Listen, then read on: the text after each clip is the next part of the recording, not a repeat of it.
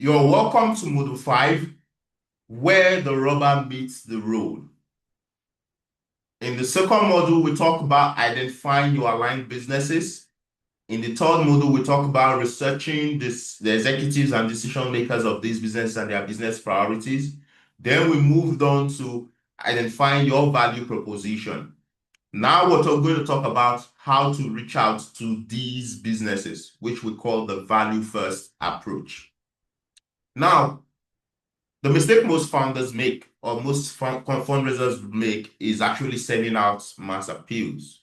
They send out mass appeals to emails, of these companies, and send out proposals. And the usual response is no, or they get that silence that's really mind blowing. But there's a new approach, and this is where the whole thing takes a new shape and where you begin to see results. And this is what we call the peer-to-peer conversation. Because think about it. Businesses or CEOs want to talk to people who are actually at their level.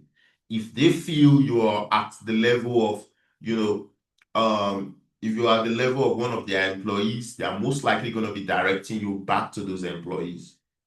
So it's a peer-to-peer conversation because they want to feel like they're talking to a colleague. They want to feel like they're talking to somebody on the same level with them. And this is where your outreach is going to take a new turn. As a founder, you have to be able to engage these executives as, someone with on the same level that gets them to listen to you. Now, this is very important. You are reaching out to decision makers, not just anyone. It is very important that you never propose to gatekeepers. People, let's say customer representatives, secretaries, people who, are trying to block or trying to restrict the level of communication. Because that's, of course, going to affect the strategy. They would not understand your messaging. They are not they are not the ones who have the sleepless night of these business people when they can't achieve their business priorities. So they would, of course, always try to block you off. But of course, we also have a strategy that we use to get to gatekeepers. But know this, only propose to decision makers because this is where your value lies. Now, how do you start reaching out? There are different ways to reach out. You can reach out through emails. And when you're reaching out to a decision maker through email, all you have to do is go all in because you don't have the opportunity to get a response before you start proposing. So in that email, you're introducing yourself, you're establishing alignment, and then you're proposing your value. But keep it short, keep it scannable so that as they see it, they get the value immediately and they know, well, I would like to reply to this. And of course, your call to action should always be to discuss further, right? Can I get on a call with you? Can we meet over to take coffee? Whatever that sounds good at that opportunity. If it's a local CEO, of course, you can always meet over their office, have coffee or jump on a call. When it comes to reaching out to gatekeepers, let's say for example you didn't get the contact details of the CEO, you couldn't get the contact details of any decision maker, and you only had the email of the official email of the company, which is always backed by a gatekeeper. Your job at that point is only to establish connection and alignment. Introduce yourself, establish alignment, and then ask to be connected to a decision maker. So if you are messaging info@company.com, you're saying, I am Rooney, I'm the founder of this organization, and this is what we do. I see your organization is also into this area. I think we are going to be a great fit to be able to work on a project together. Is there somebody I can talk to? Never go into details when you're reaching out to a gatekeeper so that they don't misinterpret your messaging for desperation and push you off aside.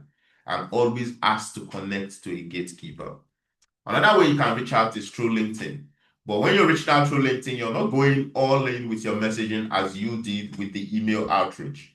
You're going in with your introductory message and alignment first. And then once they accept, you can now go in with your value proposition plus a call to action. So you could start with, I'm Rooney, I'm the founder of Nonprofit Board Builders. This is what we do. I see you're also within this space. I would love to connect. That way, they are most likely going to accept your connection request. And when they accept your connection request, you can now go in. Thank you for accepting my connection request.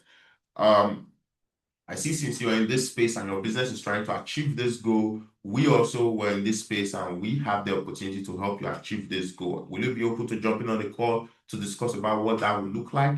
Will you be open to sitting out, having coffee together to discuss how that would look like? You're most likely going to get a nudge because, of course, you're speaking to what they are looking to achieve. But again, if you do not get a nudge, you should be able to have, a follow-up timeline that helps you follow up. Let's say, for example, the next 2 days, you're reaching out again to say, hey, how you doing? I reached out some days ago. Are you open to jumping on the call to discuss? You should be able to have your follow-up messaging ready that gets to follow up if you do not get the response. But this is the truth. If you reach out to 10 executives this way, you're most likely going to get response from at least 6 to 7 of them. Now, the third way you can reach out is through phone calls. So you can be able to transform your messaging into a script to help you make that phone call. So your script could be you calling in to say, hello, my name is this is what we do. It's still the same framework: introduction, alignment, and then propose. But again, you're going to have to give them opportunity to speak since it's going to be a phone call. Hello, this is who I am. This is what I do. I see you are within this space, and this is also what we do.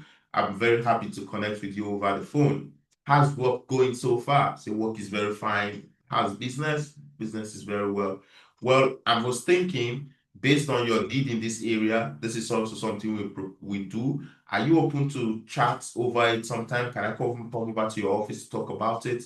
Can we jump on a call sometime to talk more about this? Now you've proposed. You're most likely going to get a response back, and then you can then know how to move forward. For calls that you call and then there's no response, you can leave a voicemail, but do not propose on the voicemail. You will only, establish alignment, make introduction, and ask them to call you back. So this is how you handle your phone conversation. Of course, if you go to the instructional content, you'll find exact detailed step-by-step process to execute each step of this process I just explained. For every of the video you watch, there's going to be instructional content explaining each step to take and how to go about it. So that's how you reach out. And then there are some, or I would advise you use multiple outreaches for all this prospect. If you have email, their LinkedIn, and their phone number, reach out through email. And in the next 2 days, if you don't get a response, reach out through LinkedIn. And if you don't get a response, call in. So that you're using multiple channels, and that's, of course, going to get you entry as fast as possible. And then, of course, have your follow-up process so that if you're not getting response, you're also following up using other mediums and other messaging to get them to follow up. And then, of course, track your outreaches. So if you reached out to somebody, make sure you're tracking it within your documents you created for the businesses. You could leave it on there. I reached out at this time, I didn't get a response. I reached out at this time, we set up a call. Make sure you're tracking your response for each type of business so that when you go back, you know where you are at with each business and how to follow up with them moving forward. Now, this is it. This is how your outreach should look like. Emails, LinkedIn, phone call, office visitation is also an important part of it. You could go set up an appointment to meet them in their office, or even go in directly if it's they'll practice open door policy. Have a one-on-one meeting with them, propose your value proposition, and of course, you're going to get a yes. So this is how you get them to recognize your value and accept you in for partnership. And if you've done this right, for your 20 businesses, you're most likely going to have at least 5 of them who are going to agree to your proposition. And these are the people you're going to be moving forward with, while following up with those who didn't agree until you get them to agree. Next, we're going to talk about how to deliver the value at the highest standard so that they can be able to, see the value your organization provide and then you can move on to asking for that transformational funding and partnership that your mission deserves. I'll see you in the next module.